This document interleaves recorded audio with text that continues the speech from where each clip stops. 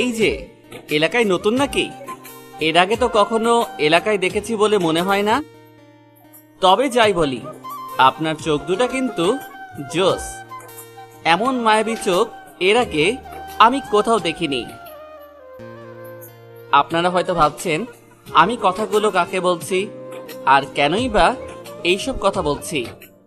চলুন তাহলে একটু ফ্ল্যাশব্যাকে ফেরা যাক। পুরো বাড়িটার পাশে বসে বন্ধুরা সবাই মিলে আড্ডা দিচ্ছি।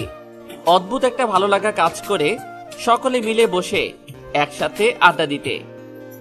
এখানে তেমন কেউ আসে না। এই পোড়া বাড়িটার অনেক বদনামও আছে, যা এটার থেকে মানুষকে দূরে রাখে। তবে আমরা সেগুলোতে ভয় পাই না। আমরা বিশ্বাস করি ভূত প্রেত বলতে কিছুই নেই, সবই মানুষের ভুল ধারণা। এখানে আমরা আড্ডা দিতে প্রায় আসি। বেশ কিছু সময় যাওয়ার পর দেখি একটা বোরকা পরা মেয়ে পোড়া বাড়িটার দিকে যাচ্ছে। তারপর কি হলো তা তো আপনারা দেখতেই পারলেন। মেয়েটা কিছু বলছে না, শুধু আমার দিকে রাগান্বিত চোখে তাকিয়ে আছে। আমি আবার বললাম, এই যে ম্যাডাম, ওদিকে কোথায় যাচ্ছেন? সেটা আপনাকে বলার প্রয়োজন তো দেখি না। আর তাছাড়া আপনারা এখানে কি করেন? সন্ধ্যা হয়ে আসলো, বাসায় যান। ওইদিকে না যাওয়াটাই ভালো, আপনার বিপদ হতে পারে। সেটা নিয়ে আপনাকে ভাবতে হবে না। বলেই মেয়েটা সামনের দিকে এগিয়ে গেল। আমি সেখান থেকে বন্ধুদের কাছে চলে আসলাম। মেয়েটা বাড়ির ভিতরে গিয়ে কিছু সময় থাকার পর বাহিরে এসে আমাদের সামনে দিয়ে বেরিয়ে চলে গেল। আমরাও সেখান থেকে বাসায় চলে আসলাম। বাসায় আসতেই ছোট বোন সাদিয়া এসে জড়িয়ে ধরে বলল, ভাইয়া আমার চকলেট কই? চকলেট দাও। আজকে চকলেট আনার কথা তো মনে ছিল না। কথাটা শুনেই সাদিয়া আমার দিকে অগ্নির দৃষ্টিতে তাকিয়ে বলল, ভাইয়া তুমি পচা, আমার চকলেট নিয়ে আসো না তুমি। একটা মুচকি হাসি দিয়ে পকেট থেকে চকলেটের বক্সটা ওর সামনে ধরলাম। সাদিয়া আমার হাত থেকে চকলেট নিয়ে দৌড়ে রুমে চলে গেল। আমি আমার রুমের দিকে যাচ্ছি, এমন সময় আম্মু আমাকে ডাক দিল। আমি সেখানে দাঁড়িয়ে গেলাম। এতক্ষণ কোথায় ছিলি? বন্ধুদের সাথে ছিলাম আম্মু। এখন বাসায় আসার সময় হলো তোর? আম্মু ক্ষুধা লেগেছে, খেতে দাও তাড়াতাড়ি। আমি পারবো না দিতে, তুই নিজে বেড়ে নিয়ে খেতে বস। প্লিজ আম্মু, এমন করো কেন? তুমি না আমার ভালো আম্মু, খেতে দাও না। হয়েছে, আর ঢং করতে হবে না। টেবিলে খাবার দিচ্ছি, খেয়ে আয়। বলেই আম্মু ডাইনিং রুমে চলে গেল। আমি ফ্রেশ হতে চলে আসলাম। ফ্রেশ হয়ে এসে খাবার টেবিলে গিয়ে বসলাম। খাবার টেবিলে গিয়ে বসতেই আম্মু খাবার বেড়ে দিল। খাওয়া দাওয়া করে আমি আমার রুমে এসে শুয়ে পড়লাম। পরের দিন বিকালে পোড়া বাড়িটার পাশে বসে সকলে মিলে আড্ডা দিচ্ছি। এমন সময় দেখলাম কালকে সেই বোরকা পরা মেয়েটা যাচ্ছে। আমি মেয়েটাকে ডাক দিয়ে বললাম, এই যে মিস। কি হয়েছে? আপনার নামটা কি? সেটা জেনে আপনার লাভ কি? গার্লফ্রেন্ডের নাম জেনে রাখা ভালো। মানে আমি আপনার গার্লফ্রেন্ড হলাম কখন? হতে কতক্ষণ? ইডিয়েট। বলেই মেয়েটা হন হন করে চলে গেল। আর আমি এক দৃষ্টিতে মেয়েটার দিকে তাকিয়ে রইলাম। মেয়েটার প্রতি কেমন যেন আমার অদ্ভুত একটা ভালো লাগা কাজ করতে শুরু করে দিয়েছে। কেন যে মেয়েটাকে আমার এত ভালো লাগে নিজেও বুঝতে পারি না। এইভাবে কয়েকটা দিন কেটে গেল। বিকালে বন্ধুদের সাথে বসে আছি। তবে আজ অনেকটা সময় পেরিয়ে গেল, কিন্তু এখন পর্যন্ত মেয়েটাকে দেখছি না। বিকাল গড়িয়ে সন্ধ্যা হয়ে আসলো, তবুও মেয়েটার কোনো দেখাই পাচ্ছি না। কিছুক্ষণ পর 3-4টা পুলিশের গাড়ি এসে পোড়া বাড়িটাকে ঘিরে ধরল। ভেতর থেকে গোলাগুলির আওয়াজ কানে আসছে। আমরা রীতিমতো ভয় পেয়ে গেলাম। প্রায় 10-15 মিনিট গোলাগুলি হওয়ার পর ভেতর থেকে 5 জন আহত আর 3 জন নিহত ডাকাতদেরকে নিয়ে কিছু পুলিশ বেরিয়ে আসলো। সেই বোরকা পরা মেয়েটা হাত দিয়ে ইশারা করে সবাইকে গাড়িতে তুলতে বলল। মেয়েটা মুখ থেকে বোরকাটা সরাতেই আমি মেয়েটার উপর ক্রাশ খেয়ে গেলাম। মায়াবী চেহারা, ঠোঁটের নিচে হালকা একটা তিল, সব মিলিয়ে মেয়েটাকে দেখতে অনেক সুন্দর লাগছে। আমার এক বন্ধু বলল, দোস্ত দেখ সেই বুরকাওয়ালি মেয়েটা। তাই তো দেখছি। মেয়েটার নাম তানিয়া, আমাদের থানায় নতুন এসেছে। কথাটা শুনেই আমার চোখ বড় বড় হয়ে গেল। তার মানে মেয়েটা পুলিশ? আল্লাহ জানে আমার কপালে কি আছে। যদি ইফটিজিংয়ের দায়ে জেলে পুরে দেয় তবে তো আমি শেষ। মেয়েটা কিন্তু জোস। তবে ওর দিকে চোখ দিস না, সোজা জেলে পুরে দিবি। ওর মনের জেলখানায় বন্দি হতেই তো চাই। সন্ধ্যা হয়ে গেছে, চল বাসায় যাই। চল। আমরা সকলে যে যার বাসায় চলে আসলাম। রাতে বিছানায় শুয়ে আসছি আর বারবার শুধু সেই মেয়েটার মুখটাই চোখের সামনে ভাসছে। মেয়েটার কথা ভাবতে ভাবতে কখন যে ঘুমিয়ে পড়েছি বুঝতেই পারিনি। সকালে আম্মুর ডাকাডাকিতে ঘুম ভেঙে গেল। শাকিল, অনেক বেলা হয়ে গেছে, উঠে পড় তাড়াতাড়ি। আম্মু একটু ঘুমাতে দাও তো, এখন বিরক্ত করো না, যাও। ঘুমা, আরো বেশি করে ঘুমা। সকাল 10টা বেজে গেছে, তাও তোর ঘুম ছাড়ে না। কি বলো আম্মু, 10টা বাজে? মানে তুমি আমাকে আগে ডেকে দিবে না? তাড়াতাড়ি করে বিছানা থেকে উঠে ফ্রেশ হতে চলে গেলাম। ফ্রেশ হয়ে এসে হালকা একটু নাস্তা করে রওনা হলাম ভার্সিটিতে যাওয়ার উদ্দেশ্যে। বাসা থেকে আমার ভার্সিটি মাত্র 10 মিনিটের রাস্তা, তাই হেঁটেই রওনা হয়েছি। বাসা থেকে কিছু পথ আসতেই আমার চোখ আটকে গেল। দেখি কালকে সেই পুলিশ মেয়েটা মানে তানিয়া পুলিশের গাড়ির উপর বসে আছে, আর তার চারপাশে কয়েকটা পুলিশ দাঁড়িয়ে আছে। আমাকে দেখে তানিয়া ডাক দিল। আমি কি করব বুঝতে পারছি না। ওর সামনে যাব নাকি দৌড়ে পালাবো? না, পালানো যাবে না, একবার ধরতে পারলে হাড্ডি মাংস এক করে ফেলবে। আমি ভয়ে ভয়ে ওর সামনে গিয়ে দাঁড়ালাম। আমি সামনে গিয়ে দাঁড়াতেই মেয়েটা বলল, ওই ছেলে, তোর নাম কি? জি মানে ম্যাডাম, শাকিল। এতদিন তো খুব বকবক করছিলি, আজকে হাওয়া সব বের হয়ে গেল নাকি? না মানে ম্যাডাম। ওই, কি মানামানি করছিস? মেয়েদের একা পেলে ইফটিজেন করিস না? চল থানায়, আজকে তোর সব ইফটিজেনগিরি শেষ করে দেব। সরি ম্যাডাম, ভুল হয়ে গিয়েছে, আর কখনো এমনটা হবে না। মনে থাকে যেন। চল যা। আমি সেখান থেকে আবার ভার্সিটির পথে পা বাড়ালাম। আমি তো জানতাম পুলিশ মেয়েরা দেখতে সাধারণত মধ্যবয়স্ক টাইপের হয়, তবে এত অল্প বয়সেও যে পুলিশে চাকরি পাওয়া যায় তা এই মেয়েটাকে না দেখলে বুঝতামই না। পরের দিন সকালে জগিং করতে বের হয়েছি। দৌড়াতে দৌড়াতে অনেক দূর চলে আসলাম। একটু দূরে চোখ পড়তে দেখি তানিয়াও জগিং করছে। আমি মেয়েটার দিকে এক দৃষ্টিতে তাকিয়ে আছি, আর মেয়েটা রাগান্বিত দৃষ্টিতে তাকিয়ে আছে আমার দিকে। তাকিয়ে থাকতে থাকতে হঠাৎ করে একটা গাছের সাথে ধাক্কা লেগে মাটিতে পড়ে গেলাম। আপনারা কি ভাবছেন আমি মাটিতে পড়ে গিয়েছি? আরে না ভাই, পড়ে তো গিয়েছে সেই পুলিশ মেয়েটা। আমি মেয়েটার এমন অবস্থা দেখে হি হি হি হি করে হাসতে শুরু করলাম। কিছু সময় পর মেয়েটার সামনে গিয়ে আমার হাতটা বাড়িয়ে দিয়ে বললাম, নিন, হাতটা ধরে উঠে পড়েন। থাক, লাগবে না, আমি একাই উঠতে পারবো। মেয়েটা একা উঠতে চেষ্টা করলো, কিন্তু কোনো মতে উঠতে পারছিল না। হয়তো অনেক ব্যথা পেয়েছে, তাই এমনটা হচ্ছে।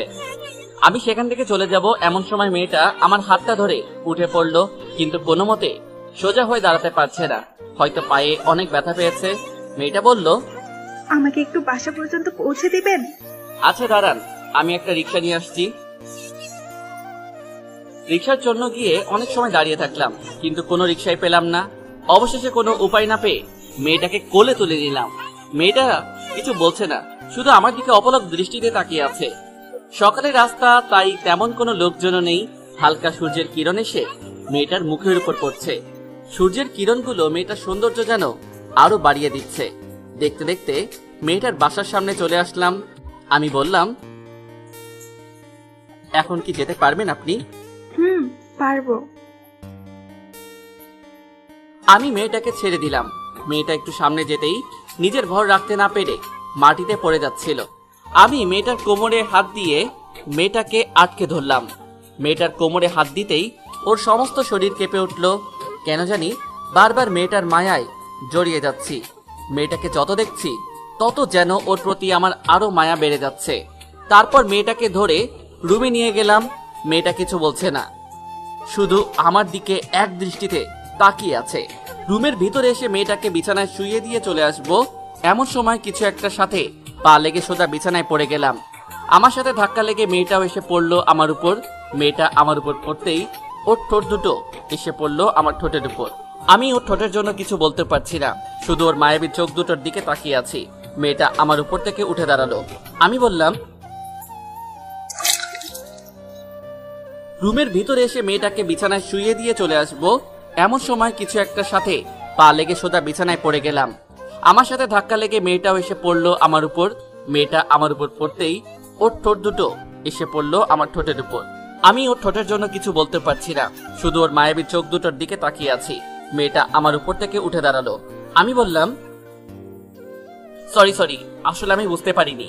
না ঠিক আছে। বলুন কি খাবেন, চা না কফি? না, এখন আপনার এইসব কিছু করা লাগবে না, অন্য একদিন হবে এইসব। আপনি বরং বিশ্রাম নিন। আমি সেখান থেকে বাসায় চলে আসলাম। বিকালে পাড়ার টঙের দোকানের সামনে বন্ধুদের সাথে আড্ডা দিতে চলে গেলাম। সেখানে যেতে অনেক পুরনো এক বন্ধুর সাথে দেখা হয়ে গেল। ওর নাম শাওন। শাওন আমার অনেক পুরনো ফ্রেন্ড। স্কুল লাইফে শাওন ছিল আমার বেস্ট ফ্রেন্ড। ওর একটা ছোট বোন ছিল, মেয়েটার নাম ছিল তিশা। আমি ওরে সেই স্কুল লাইফ থেকে পছন্দ করতাম, কিন্তু ভয়ে কখনোই বলতে পারিনি।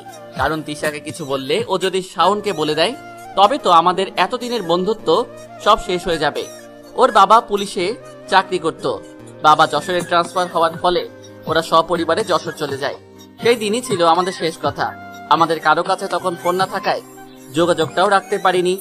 শাওন আমাকে দেখেই জড়িয়ে ধরলো। কিছু সময় পর আমি বললাম, কিরে কেমন আছিস? এই তো ভালো, তুই কেমন আছিস বল? ভালো। এতদিন পর মনে পড়লো আমাদের। আরে মনে তো তোদের সবসময় পড়ে, কিন্তু সময়ের ব্যবধানে আসতে পারি না। অনেকের সময় ওর সাথে আড্ডা দেওয়ার পর বাসার দিকে আসছি, তখন দেখি একটা অন্ধ লোক রাস্তা পার হওয়ার জন্য রাস্তার মধ্য দিয়ে হেঁটে যাচ্ছে। এমন সময় একটা গাড়ি লোকটার দিকে আসছে। আমি লোকটাকে টান দিতেই গাড়িটা লোকটাকে পাশ কাটিয়ে চলে গেল। আমার আর একটু দেরি হলেই হয়তো এখানে একটা লাশ পড়ে যেত। আমি লোকটার হাত ধরে রাস্তা পার করে দিলাম। লোকটা বলল, তোমার নাম কি বাবা? জি শাকিল। তুমি আমার জীবন বাঁচিয়েছো, তোমাকে অনেক ধন্যবাদ। না, এতে ধন্যবাদ দেওয়ার কিছু নেই, আমার জন্য দোয়া করবেন। দোয়া করি তুমি যেন এভাবেই আমাদের মতো অসহায় মানুষদের পাশে এসে দাঁড়াতে পারো। বলেই লোকটা চলে গেল। আমি বাসায় যাওয়ার জন্য পা বাড়াবো, এমন সময় দেখি তানিয়া ওর বাসার বারান্দা থেকে আমার দিকে তাকিয়ে আছে। আমি ওর দিকে তাকাতেই মেয়েটা মুচকি একটা হাসি দিয়ে রুমে চলে গেল। পরের দিন বন্ধুরা সবাই একসাথে পাড়ার একটা দোকানে ক্যারাম খেলছিলাম। খেলার ফাঁকে দেখলাম একটা পুলিশের গাড়ি এসে আমাদের থেকে একটু দূরে দাঁড়ালো। গাড়িটা দাঁড়াতেই গাড়ি থেকে একজন নেমে সোজা আমাদের কাছে এসে বলল, আপনার নাম কি শাকিল? জি। কেন? আপনাকে ম্যাডাম ডাকছে। কেন? আমি আবার কি করলাম? সেটা গেলেই বুঝতে পারবেন। আচ্ছা চলুন। আমি গাড়িটার সামনে গিয়ে দাঁড়াতেই দেখলাম তানিয়া গাড়িতে বসে আছে। আমাকে দেখে তানিয়া বলল, গাড়িতে উঠো। কেন? কোথায় যাব? এত কথা বলো কেন? গাড়িতে উঠতে বলছে, উঠো। না, আমি উঠবো না। তুমি গাড়িতে উঠবে নাকি ইফতিজিনের দায়ে হাতে হাত করা পরিয়ে থানায় নিয়ে যাব? না, হাত করা পড়াতে হবে না, যাচ্ছি চলো।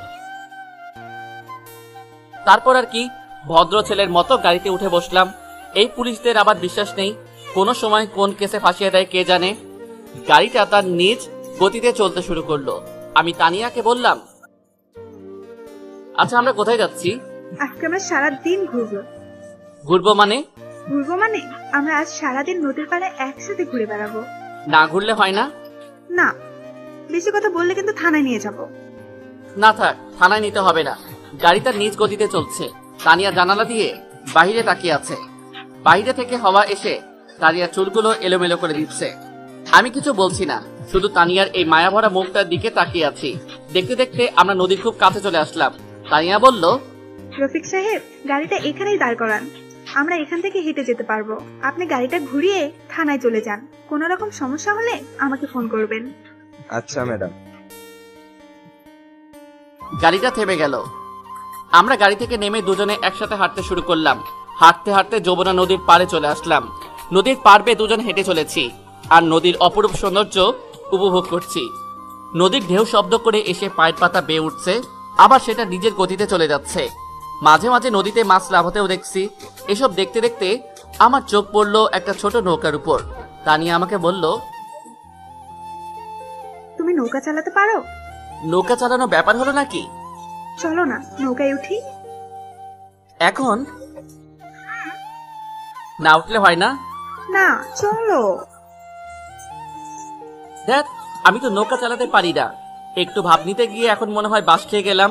তবে যাই বলি, এখন আর পিছু হাঁটা চলবে না। মেয়ে মানুষের সামনে তো আর নিজের মান ইজ্জত ডোবাতে পারি না। আমি নৌকায় উঠে হাতটা বাড়িয়ে দিলাম তানিয়াকে ওঠানোর জন্য। তানিয়া আমার হাতটা ধরে উঠে পড়লো। আমি বইটা হাতে নিয়ে পানিতে আঘাত করছি, কিন্তু নৌকা সামনে যাচ্ছে না, শুধু একই জায়গায় ঘুরছে। এভাবে কিছু সময় চলার পর আমি বললাম, চলো নেমে যাই। কেন? নৌকাটা ভালো না, বারবার শুধু একই জায়গায় ঘুরপাক খায়। হয়েছে, আর ঢং দিতে হবে না। নিজে চালাতে পারো না বললেই হতো। নৌকাটা পাড়ে রেখে আমরা আবার হাঁটতে শুরু করলাম। একটু দূরে আসতে কেউ একজন পিছন থেকে আমার হাতটা টেনে ধরলো। পিছনে তাকিয়ে দেখি একটা পিচ্চি মেয়ে দাঁড়িয়ে আছে। মেয়েটার গায়ে একটা ময়লা জমানো কাপড়, তবে চেহারাটা বেশ মায়াবী। আমি পিছনে তাকাতেই মেয়েটা বলল, ভাইয়া কয়টা টাকা দিন, আমি 2 দিন ধরে কিছু খাইনি।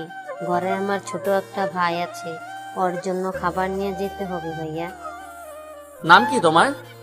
জি ভাইয়া, আমার নাম রিয়া। তোমার বাবা মা কেউ নেই? না ভাইয়া। মেয়েটার কথাগুলো শুনে নিমিষেই আমার দু চোখে পানি চলে আসলো। এমন মায়াবী একটা মেয়ে বাবা মাকে হারিয়ে রাস্তায় রাস্তায় ঘুরে বেড়াচ্ছে। আমি তানিয়ার দিকে তাকালাম, দেখলাম তানিয়া মেয়েটার কথাগুলো শুনে থ হয়ে দাঁড়িয়ে আছে। আমি মেয়েটাকে বললাম, চলো আমার সাথে। কোথায় যাব? তোমাকে নতুন জামা কিনে দেব। না ভাইয়া, আমার নতুন জামা লাগবে না, কিছু টাকা দিলেই হবে। কিছু কিনে ছোট ভাইটার জন্য নিয়ে যেতাম। চিন্তা করো না, তোমারে খাবারও কিনে দেব। মেয়েটাকে সাথে নিয়ে একটা মার্কেটের ভিতরে ঢুকলাম। সেখান থেকে মেয়েটা ও তার ভাইয়ের জন্য জামা কাপড় কিনে দিয়ে একটা রেস্টুরেন্টের ভিতর আসলাম। তানিয়া কিছু বলছে না, শুধু আমার দিকে কেমন যেন নীরব হয়ে তাকিয়ে আছে। রেস্টুরেন্টে গিয়ে বসে ওয়েটারকে ডাক দিতেই ওয়েটার চলে আসলো। ওয়েটার আসলে তানিয়া সবকিছুর অর্ডার করলো। খাওয়ার এক পর্যায়ে পিচি মেয়েটা বলল, জানেন ভাইয়া, এইরকম করে আগে আমাকে কেউ খাওয়ায়নি। আমি দোয়া করি আপনাদের সুখের সংসার হোক। কথাটা শুনেই আমি বিষম খেলাম। দেখি তানিয়া আমার দিকে চোখ বড় বড় করে তাকিয়ে আছে। আমি সেদিকে মন না দিয়ে খাবার খেতে শুরু করলাম। খাওয়া দাওয়া শেষ করে আমি কিছু খাবার প্যাকেট করে দিতে বললাম। রেস্টুরেন্টের বিল মিটিয়ে বাহিরে এসে খাবারের প্যাকেটটা পিচ্চি মেয়েটার হাতে দিয়ে বললাম, এইটা তোমার ছোট ভাই রে দেবে। আপু, এই ভাইয়াটা অনেক ভালো মনের একজন মানুষ, কখনো এনারে কষ্ট দিয়েন না প্লিজ। আচ্ছা আপু, তুমি ভালো থেকো। মেয়েটাকে একটা রিকশায় উঠিয়ে দিলাম। আমরা কিন্তু চাইলেই পারি এসব এতিম অসহায় মানুষদের পাশে দাঁড়াতে, ওদের মুখে একটু হাসি ফোটাতে। আসুন সবাই মিলে এইসব অসহায় এতিম মানুষদের পাশে দাঁড়াই। দেখতে দেখতে বিকেল গড়িয়ে সন্ধ্যা হয়ে আসলো। আমি বাসায় ফেরার জন্য একটা রিকশা ডাক দিব, তখন তানিয়া বলল, আমি রিক্সায় যাব না। তাহলে কিভাবে যাবে? চাঁদের আলোয় রাতের শহরে তোমার সাথে হাঁটবো। আল্লাহ, বলো কি, এতটুকু পথ হেঁটে যাব? যাবো, চলো। তানিয়া আমার বাম হাত জড়িয়ে আমাকে এক প্রকার জোর করে নিয়ে যাচ্ছে। আমি কিছু বলছি না, শুধু ওর খুনসুটিগুলো দেখছি। আমরা রাতের শহরে হাঁটছি, চারিদিক ল্যাম্পপোস্টের আলোয় ঝলমল করছে। আবার ল্যাম্পপোস্টের আলো যেখানে মিলছে না, সেখানে চাঁদের আলো এসে উকি দিচ্ছে। কিছু পথ যেতে তানিয়া ফুটপাতের উপর বসে পড়লো। আমি বললাম, এই যে মিস, বসে পড়লেন কেন? হাঁটতে হাঁটতে আমার পা ব্যথা হয়ে গিয়েছে, আমি আর হাঁটতে পারবো না। এখন তো আর রিক্সাও পাওয়া যাবে না। আমি এত কিছু বুঝি না, আমি যেতে পারবো না, ব্যাস। চারিপাশে তাকিয়ে দেখি সমস্ত রাস্তা ফাঁকা। এখন কোনো গাড়িও পাওয়া যাবে বলে মনে হয় না। আমি আর কি বা করতে পারি? মেয়েটাকে কোলে তুলে নিয়ে যেতেই হবে হয়তো। এমন সময় একটা রিক্সা চলে আসলো। আমি রিক্সাটাকে ডাক দিতে রিক্সা থেমে গেল। এই যে মামা, দুল্লা সড়ক যাবেন? যাব, তবে ভাড়াটা একটু বাইরে দিতে হবে। আচ্ছা চলেন, যা ভেবেছিলাম মেয়েটাকে একটু কোলে করে যাব, কিন্তু এই রিক্সাটার জন্য সেটা আর হয়ে উঠলো না। কিছু পথ আসতে কয়েকটা লোক এসে রিক্সাটা ঘিরে ধরলো।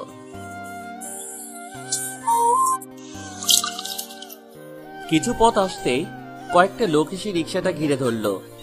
রাস্তা পুরো ফাঁকা, আশেপাশে একটা লোকজনও নেই। রাতের রাস্তা ফাঁকা তো হওয়ারই কথা। এই সুযোগটা নিয়ে ওরা আমাদের আটকে রেখেছে। একটা লোক কোমর থেকে ছুরি বের করে আমাদের সামনে ধরে বলল, ওই তোদের কাছে কি আছে সব দে, নয়তো এই ছুরি দিয়ে এক টান দিয়ে চলে যাব। ওই আমাদের হাতে একদম সময় নেই, তাড়াতাড়ি কর বলছি। এমন সময় তানিয়া ওর পিস্তলটা ওদের সামনে ধরলো। সবার মুখ ভয়ে শুকিয়ে গেল। তখন তানিয়া বলল, হাত থেকে ওটা ফেল বলছি, নয়তো গুলি করে মাথার খুলি উড়িয়ে দেব। তোরা জানিস আমি কে? এই থানার নতুন এসপি। বেশি চালাকি করলে না, সব কয়টারে জেলে পুড়িয়ে দেব। এমন সময় কেউ একজন তানিয়ার হাত থেকে পিস্তলটা ফেলে দিল। পিস্তলটা ফেলে দিয়ে ছেলে তানিয়ার দিকে হাত বাড়ালো। আমি আর নিজের রাগকে কন্ট্রোল করতে পারলাম না, সোজা ছেলেটাকে লাথি মেরে নিচে ফেলে দিলাম। পেছন থেকে একজন আমার মাথায় আঘাত করার জন্য লাঠি ওঠালো।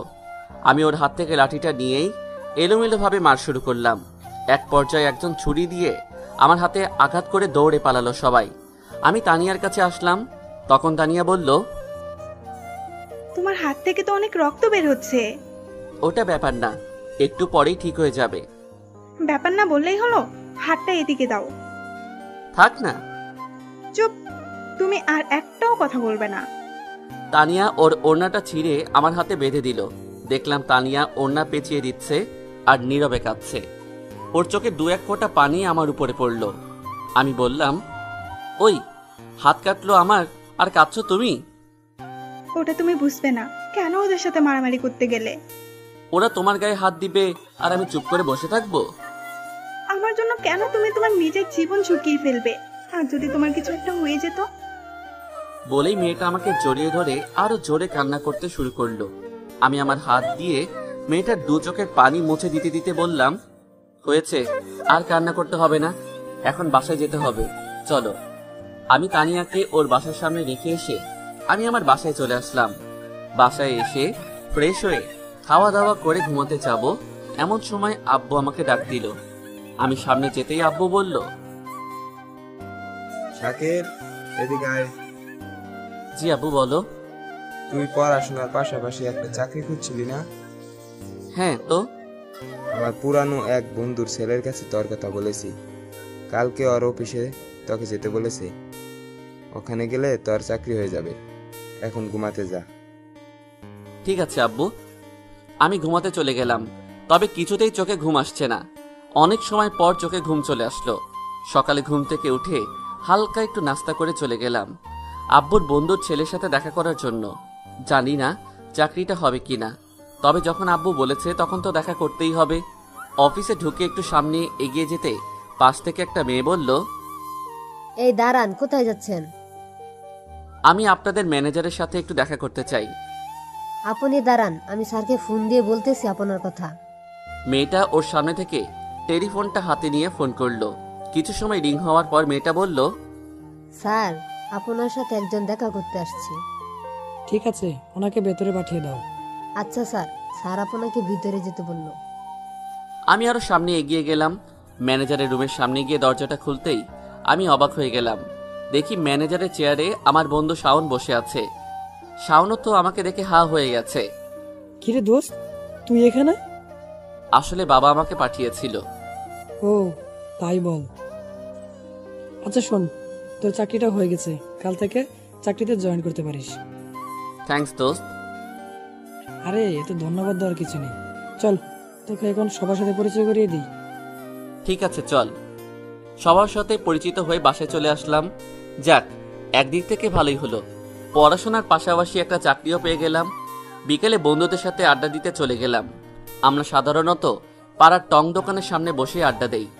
সকলে মিলে একসাথে বসে আড্ডা দেওয়ার মজাটাই অন্যরকম, যেটা হয়তো অন্য কোথাও নেই। সেখানে যেতে আমার এক বন্ধু বলল, দোস্ত, মেয়েটা তো তোর উপর পুরাই ফিদা হয়ে গেছে। আরে সেরকম কিছু না। মাম্মা, আমাদের কাছে চাপা দিয়ে লাভ নাই। আমাদের টিট কই? টিট দিবি না? কিসের ট্রিট? কিছু টিট মানে? তুই প্রেম করবি আর আমরা টিট পাবো না, সেটা তো হবে না। দেব অন্য একদিন। ঠিক আছে, মনে থাকে যেন। বন্ধুদের সাথে আড্ডা দিতে দিতে বিকাল গড়িয়ে সন্ধ্যা হয়ে আসলো। আমি বাসার পথে পা বাড়ালাম। পকেট থেকে একটা সিগারেট বের করে টানতেছি, এমন সময় তানিয়া রাগী লোক নিয়ে আমার সামনে এসে পথ আটকে দাঁড়ালো। সামনে দাঁড়িয়েই মুখ থেকে সিগারেটটা ফেলে দিল। আমি তো হ্যাং হয়ে সেখানে দাঁড়িয়ে গেলাম। আর কখনো সিগারেট খাবে না। কেন? সিগারেট খেলে কি সমস্যা? তোমারে খাইতে মানা করছি, খাবে না পাস। আর তোমার ফোনটা দাও তো।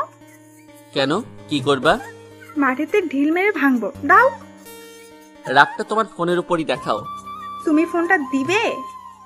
ভয়ে ভয়ে ফোনটা ওর হাতে দিলাম। আল্লাহ জানে কি করবে। যদি সত্যি সত্যি ফোনটা মাটিতে ঢিল মারে তবে তো আমার সব শেষ। আল্লাহ, তুমি আমার ফোনটা রক্ষা করো। তানিয়া কিছু সময় চাপাচাপি করে ফোনটা আমার হাতে দিয়ে চলে গেল। আমিও সেখান থেকে বাসায় চলে আসলাম। ফ্রেশ হয়ে খাবার টেবিলে গিয়ে বসতে আম্মু প্লেটে খাবার বেড়ে দিল। রাতে সবাই একসাথে খেতে বসেছি। তখন আব্বু বলল, শাকিল, শুনলাম তুই নাকি কাল মারামারি করছিস। কথাটা শুনে আমি বিষম খেলাম। আম্মু পানির গ্লাসটা সামনে এগিয়ে দিল। আমি পানি খেতে খেতে বললাম, কই আব্বু, কখন? আমি তো কোথাও মারামারি করিনি। ঠিক আছে, এরকম রিপোর্ট যেন দ্বিতীয়বার আর না শুনি। রাতে খাওয়া দাওয়া শেষ করে ঘুমানোর জন্য প্রস্তুতি নিচ্ছি। এমন সময় আমার ফোনটা বেজে উঠল। স্ক্রিনের দিকে তাকিয়ে দেখি তানিয়া নাম দিয়ে সেভ করা। প্রথমবার ফোনটা ধরতে ধরতে কেটে গেল। দ্বিতীয়বার আবার ফোন আসলে আমি ফোনটা রিসিভ করলাম। আসসালামু আলাইকুম। ওয়ালাইকুম আসসালাম। আমাকে চিনতে পারছো? এত সুন্দর করে নামটা সেভ করে রেখেছো, না চিনি কিভাবে? কি করো এখন? এই তো মাত্র খাওয়া দাওয়া করে এসে ঘুমানোর জন্য প্রস্তুতি নিচ্ছি। তুমি কি করো? আমি বিছানায় শুয়ে আছি। বেশ কিছু সময় কথা বলার পর আমি ঘুমিয়ে পড়লাম। সকালে ঘুম থেকে উঠে হালকা একটু নাস্তা করে অফিসে চলে গেলাম। এভাবেই কেটে গেল বেশ কয়েকটা দিন। কয়েকদিন পর আমি অফিসের একটা ফাইল নিয়ে শাওনের রুমে ঢুকলাম। ও রুমে ঢুকতে আমি থ হয়ে দাঁড়িয়ে গেলাম। দেখলাম তানিয়া সামনের রুমে বসে ওর সাথে হেসে হেসে কথা বলছে। আমি দরজার সামনে দাঁড়িয়ে বললাম, আমি কি ভেতরে আসতে পারি? আয়। দোস্ত, এই ফাইলটাই একটু সাইন কর। ঠিক আছে, এদিকে দে। আমি ফাইলটা সামনের দিকে এগিয়ে দিলাম। তানিয়া আমাকে এভাবে এখানে দেখবে সেটা তো ও কল্পনাও করেনি। তানিয়া আমার দিকে হা হয়ে তাকিয়ে আছে। ফাইলটা সাইন করে শাওন বলল, দোস্ত, ওকে চিনতে পারছিস? না তো। ও আমার ছোট বোন তানিয়া। কিন্তু আমি তো জানতাম ওর নাম তিশা। হ্যাঁ, ওর পুরো নাম তানিয়া জান্নাত তিশা। বাবার মৃত্যুর পর পুলিশের চাকরিটা ওই পেয়েছে। বর্তমানে এই থানায় রয়েছে। ও তাই বল। হুম। আমি ফাইলটা নিয়ে ওর রুম থেকে বেরিয়ে আসলাম। তানিয়া তাহলে শাওনের ছোট বোন। শুনেছি বড় ভাই নাকি প্রেমিক প্রেমিকার মাঝে ভিলেন হয়ে দাঁড়ায়। এর মানে কি ভিলেনটা শাওন নিজেই? অফিস থেকে বেরিয়ে বাসার দিকে হাঁটছি। আকাশটা কালো মেঘে ঢেকে গেছে। কিছু সময় পর বৃষ্টি নামবে হয়তো। দক্ষিণ দিক থেকে শীতল হাওয়া বইছে। দেখতে দেখতে আকাশের বুক চিরে বৃষ্টি নামতে শুরু করলো। যে যার মতো করে ছাতা নিয়ে হাঁটছে, আর আমি মাথায় হাত দিয়ে হেঁটে চলেছি। এমন সময় অনুভব করলাম কেউ একজন আমার মাথায় ছাতা ধরেছে। পাশে তাকিয়ে দেখি তানিয়া ছাতা হাতে দাঁড়িয়ে আছে। আমি বললাম, তুমি এখানে? কেন? অন্য কাউকে অ্যাকসেপ্ট করেছিলে বুঝি? না, আসলে তোমাকে এখানে এভাবে পাবো সেটা আশা করিনি। তুমি তো অনেক ভিজে গেছো, তোমার তো ঠান্ডা লেগে যাবে। এটা কিছু না, বাসায় গিয়ে জামা চেঞ্জ করলেই ঠিক হয়ে যাবে। এমন সময় আকাশে বিদ্যুৎ চমকালো। তানিয়া ভয়ে আমাকে জড়িয়ে ধরলো। এদিকে ছাতাটা বাতাসে উড়ে চলে গেল। দুজনেই তো ভিজে একাকার হয়ে গেলাম। কোনো ক্রমে একটা চায়ের দোকানে উঠলাম। তখন তানিয়া বলল, চা খাবে? এখন? হুম। বৃষ্টির মাঝে চা হলে খারাপ হয় না। মামা, 2 কাপ দুধ চা দেন তো। চাওয়ালা মামা দুজনের 2 কাপ চা দিল। বৃষ্টির মাঝে চা খাওয়ার মজাটাই অন্যরকম। বাহিরে বৃষ্টি হচ্ছে। বৃষ্টির পানি এসে টিনের উপর পড়ে ঝনঝন শব্দ করছে, যা শুনতে বেশ লাগছে। কিন্তু চা শেষ হতে হতে বৃষ্টিটা থেমে গেল। বৃষ্টি থামতে আমরা যে যার বাসায় চলে আসলাম। বাসায় এসে কলিং বেল বাজাতে আম্মু এসে দরজাটা খুলে দিল। দরজা খুলতে আমি ভেতরে ঢুকলাম।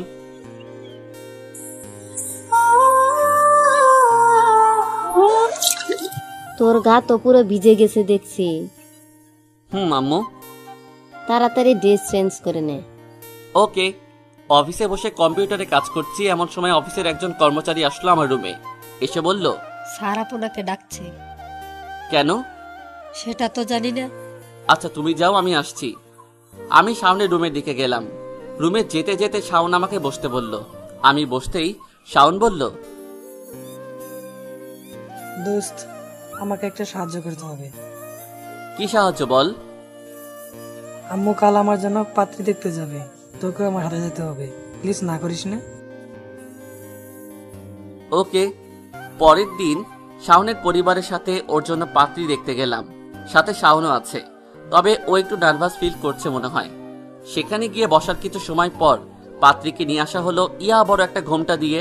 মুখ থেকে ঘোমটাটা সরাতেই আমি হ্যাং হয়ে গেলাম, কারণ পাত্রীটা ছিল আমার এক্স গার্লফ্রেন্ড। ওর নাম নেহা। কলেজ লাইফে ওর সাথে পরিচয়। একটা সময় ছিল যখন একজন আরেকজনকে ছাড়া একটা মুহূর্ত চলাও কঠিন হয়ে যেত, আর এখন সব নিয়তির খেলা। নেহা আমাকে দেখে হতবাক হয়ে গিয়েছে।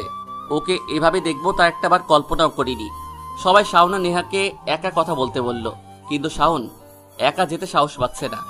শাওন ধীরে শব্দ করে আমাকে বলল, দোস্ত আমি একা যেতে পারবো না, তুই আমার সাথে একটু চল না, তুই থাকলে একটু সাহস পাবো, চল দোস্ত প্লিজ। শাওন এক প্রকার জোর করে আমাকে নিয়ে আসলো। শাওন আমাকে দরজার সামনে রেখে ভেতরে চলে গেল। ভেতরে যেতেই নেহা বলল, উনি আপনার সাথে আসছে কেন? সমস্যা নেই, ও আমার ফ্রেন্ড। ফ্রেন্ড বলে কি সব জায়গায় নিয়ে আসতে হবে নাকি? আরে তুমি ভুল বুঝতেছো। আমি সেখান থেকে ছাদে চলে আসলাম। কথাগুলো কেন জানি আমার বুকের মাঝে কাটার মতো বিঁধে গেল। ওর মুখে এমন কথা শুনবো তা কখনো ভাবিনি। ছাদের দেওয়ালে হাত দিয়ে ওই দূর আকাশটার দিকে তাকিয়ে একটা দীর্ঘশ্বাস ফেললাম। এমন সময় কেউ একজন আমার কাঁধে হাত রাখলো। পিছনে ঘুরে তাকিয়ে দেখি তানিয়া দাঁড়িয়ে আছে। এখানে এইভাবে দাঁড়িয়ে আছো কেন? না এমনি। কি মন খারাপ? না, মন খারাপ হবে কেন? আমার কেন জানি মনে হচ্ছে তোমার খুব মন খারাপ। আরে না। আচ্ছা, আম্মু নিচে ডাকছে, আসো। চলো। নিচে কি জানতে পারলাম সবার নাকি নেহাকে খুব পছন্দ হয়েছে। শাওন আমাকে বলল ওর নাকি নেহাকে খুব পছন্দ হয়েছে। সামনে শুক্রবার ওদের বিয়েটা ফাইনাল হয়ে গেল। আমি সেখান থেকে গাড়ির সামনে আসলাম। গাড়ির সামনে এসে পকেট থেকে একটা সিগারেট বের করে আনমনে টেনে চলেছি। আর ভাবছি আজ শাওনের জায়গায় আমি থাকতাম, কিন্তু নিয়তির কি খেলা, সবকিছু একদম উলট পালট হয়ে গেল। এমন সময় তানিয়া এসে আমার হাত থেকে সিগারেটটা নিয়ে মাটিতে ফেলে দিল। সিগারেটটা ফেলে দিলে কেন? এইসব আজে বাজে জিনিস খাও কেন? আর কখনো সিগারেট খাবে না। কেন? আমি বলেছি তাই। তোমার কথা আমি কেন শুনবো? শুনতে হবে না, যাও। আচ্ছা সিগারেট আর খাবো না, এবার তো একটু হাসো। তানিয়া একটা মুচকি হাসি দিয়ে আমাকে জড়িয়ে ধরলো। আমিও ওকে আমার বুকের মাঝে জড়িয়ে নিলাম। আজ শাওনের বিয়ে। বাড়িটাকে অনেক সুন্দর করে সাজানো হয়েছে। চারপাশ লাইটের আলোয় ঝলমল করছে। তানিয়া নীল রঙের একটা শাড়ি পরে আছে।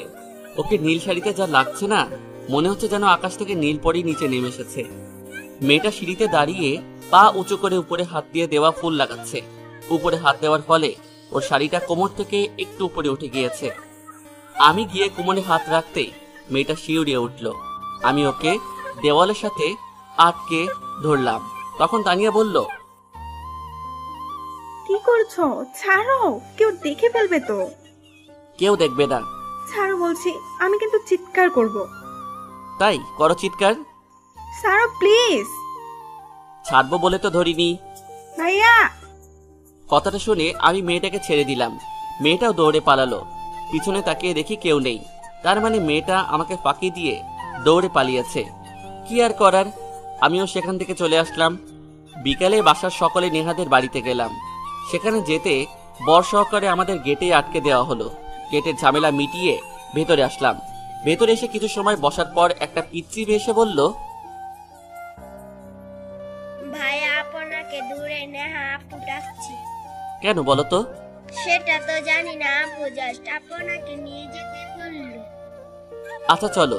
মেয়েটা আমাকে বাড়ির আঙিনায় একটা ফাঁকা জায়গায় নিয়ে আসলো। দূরে তাকিয়ে দেখি নেহা দাঁড়িয়ে আছে। আমি ওর সামনে গিয়ে বললাম, কি বলবে বলো। কেমন আছো? অনেক ভালো। আমি কেমন আছি জানতে চাইবে না? তুমি তো অনেক ভালোই আছো, তাই না? প্রতি রাতে কারো কথা ভেবে যদি বালিশ ভিজিয়ে ফেলার মানে ভালো থাকা হয়, তবে আমি ভালোই আছি। তুমি সেই আগের মতো রয়েই গেলে, কখনো বুঝলে না আমায়। এখানে আমাদের এভাবে দেখলে লোকে খারাপ ভাববে। চলো পালিয়ে যাই। সেটা আর সম্ভব না। কেন সম্ভব না? আমি শাওনকে ঠকাতে পারবো না। আর তাছাড়া আমি অন্য একজনকে ভালোবাসি। কথাটা বলে পিছনে ঘুরে তাকালাম চলে আসার জন্য, কিন্তু পিছনে থ হয়ে দাঁড়িয়ে পড়লাম। কারণ পিছনে তাকিয়ে দেখি তানিয়া দাঁড়িয়ে আছে। পিছনে তাকাতে তানিয়া চোখ মুছতে মুছতে সেখান থেকে চলে যাচ্ছে। আমি দৌড়ে গিয়ে তানিয়ার হাতটা আটকে ধরলাম। তানিয়া দাঁড়িয়ে গেল। ওর হাতটা ধরতে মেয়েটা আচমকা হাতটা ছাড়িয়ে নিতে নিতে বলল, আমার হাত ছাড়ো, তুমি আমাকে স্পর্শ করবে না। তানিয়া আমার কথাটা শোনো। কি বলবে তুমি? যা দেখা তা তো দেখেই নিয়েছি। শোনো, নেহার সাথে আমার এখন আর কোনো সম্পর্ক নেই। দুজনেরই পথ এখন ভিন্ন। তানিয়া কিছু বলছে না, শুধু এক স্থানে দাঁড়িয়ে আছে। এমন সময় নেহা বলল, হ্যাঁ হ্যাঁ, ও ঠিকই বলেছে। আমাদের দুজনের পথ এখন ভিন্ন। প্রকৃতি চাইনি আমরা দুজন এক হয়ে থাকি। তোমার ভাগ্য অনেক ভালো যে ওর মতো একজনই পেয়েছো। আমি দোয়া করি তোমরা অনেক সুখে থেকো। বলেই নেহা সেখান থেকে চলে গেল। তানিয়া রাগী একটা লুক নিয়ে আমার সামনে দাঁড়িয়ে চোখের পানি মুছতে মুছতে বলল, আমাকে কষ্ট দিতে তোমার খুব ভালো লাগে তাই না? সরি, ভুল হয়ে গিয়েছে। কান ধরো। একটু সামনে আসো ধরি। আমার না, তোমার কান ধরো। আমার পাঠকদের সামনে আমাকে কান ধরতে হবে? ধরো। আমি পারবো না। তুমি ধরবে না আমি চলে যাব? আচ্ছা দাঁড়া, ধরছি। কান দুটো ধরে সেখানে দাঁড়িয়ে রইলাম। তানিয়া এসে সোজা আমাকে জড়িয়ে ধরলো। আমি কান ছেড়ে দিয়ে ওকে জড়িয়ে ধরতে যাচ্ছি, এমন সময় তানিয়া শব্দ করে বলল, ওই একদম কান ছাড়বে না, এটাই তোমার শাস্তি। কি আর করার, আমি কান ধরে সেখানে রোবটের মতো দাঁড়িয়ে রইলাম। বিয়ের ঝামেলা শেষ করে কনেকে নিয়ে বাসায় চলে আসলাম। তানিয়াদের বাসায় এসে সব বন্ধুরা মিলে একসাথে লুডো খেলছি। বেশ কিছু সময় পর শাওন বলল, দোস্ত, আমাকে এখন যেতে হবে। বাসর করে তোদের বাবি আমার জন্য অপেক্ষা করছে। বইয়ের জন্য আর তো হইতেছে না দেখছি। এখন না, একটু পর যেতে দিব। থাক, ওরে যেতে দে। আচ্ছা যা, তবে বাসর ঘরে বিড়ালটা ঠিক মতো মানিস কিন্তু। সেটা নিয়ে তোদের ভাবতে হবে না। বলে শাওন সেখান থেকে চলে গেল। আমরা আর কিছু সময় আড্ডা দেওয়ার পর রুমে চলে এসে ঘুমিয়ে পড়লাম। সকালে তানিয়া চা নিয়ে এসে জানালার পর্দাটা সরিয়ে দিল। জানালার পর্দাটা সরাতে সূর্যের আলো এসে চোখে পড়ায় ঘুমটা ভেঙে গেল। তানিয়া চায়ের কাপটা টেবিলে রেখে চলে যাচ্ছে, এমন সময় আমি ওর হাতটা টান দিয়ে ওকে আমার বুকের উপর ফেলে দিলাম। তানিয়া নিজেকে ছাড়ানোর অনেক চেষ্টা করছে, কিন্তু পারছে না। এখন কোথায় পালাবে? এই ছাড়ো, দরজা খোলা আছে, কেউ এসে যাবে। তাহলে একটা লিপ কিস করো, কিস করলে ছেড়ে দিব। পারবো না কিস করতে। ঠিক আছে, তাহলে এভাবেই থাকো। না, ছেড়ে দাও প্লিজ। কিস করলেই ছেড়ে দিব, কথা দিলাম। জাস্ট একটা কিন্তু। ওকে। তানিয়া কিস করার নাম করে আমার ঠোঁটে একটা কামড়ের দাগ এঁকে দিয়ে পালিয়ে গেল। কি শয়তান মেয়ে রে বাবা, কিস করার বাহানা করে ঠোঁটে কামড় দিয়ে চলে গেল। আগে জানলে ছাড়তামই না ওকে। আমি উঠে ফ্রেশ হয়ে খাবার টেবিলে যেতে দেখলাম আমার সব বন্ধুরা আমাকে ছাড়াই খেতে বসে গিয়েছে। আমি গিয়ে বসতে তানিয়া আমার জন্য প্লেটে খাবার দিল। আমি খেতে শুরু করলাম। খাওয়া দাওয়া শেষ করে ছাদে আসলাম। ছাদে আসতে দেখি শাওন নেহাকে নিজের হাত দিয়ে খাইয়ে দিচ্ছে। আমি ওদের দেখে ছাদ থেকে চলে আসছি। তখন শাওন আমাকে ডাক দিল, শাকিল শোন। ছাদ থেকে চলে যাচ্ছিস কেন? তোদের মাঝে আমি থেকে কি করব? সমস্যা নেই, আয়। আমি ছাদে গিয়ে বসলাম। নিজেকে ওদের দুজনের মাঝে কাচের দেওয়ালের মতো লাগছে। আমি পকেট থেকে ফোনটা বের করে চাপাচাপি করছি। তখন শাওন বলল, জানিস মেয়েটা তো জেদি না, আমার হাতে না খাওয়ালে নাকি খাবিয়ে না। একটা মুচকি হাসি দিয়ে আবার ফোনের দিকে মন দিলাম। দেখতে দেখতে সবাই ছাদে চলে আসলো। বিকেলে ছাদের একটা কোণে আমি তানিয়ার কোলে মাথা রেখে শুয়ে আছি, আর তানিয়া আমার মাথায় হাত বুলিয়ে দিচ্ছে। মাথায় হাত বুলিয়ে দিতে দিতে তানিয়া বলল, কখনো আমায় ছেড়ে যাবে না তো? না রে পাগলি, আমি তোমায় ছেড়ে কোথায় যাব? এভাবে সারা জীবন আমায় আগলিয়ে রাখবে তো? রাখবো। এমন সময় ছাদে কারো আসার আওয়াজ পেলাম। একটু দূরে তাকিয়ে দেখি শাওন আমার দিকে রাগী লোক নিয়ে তাকিয়ে আছে।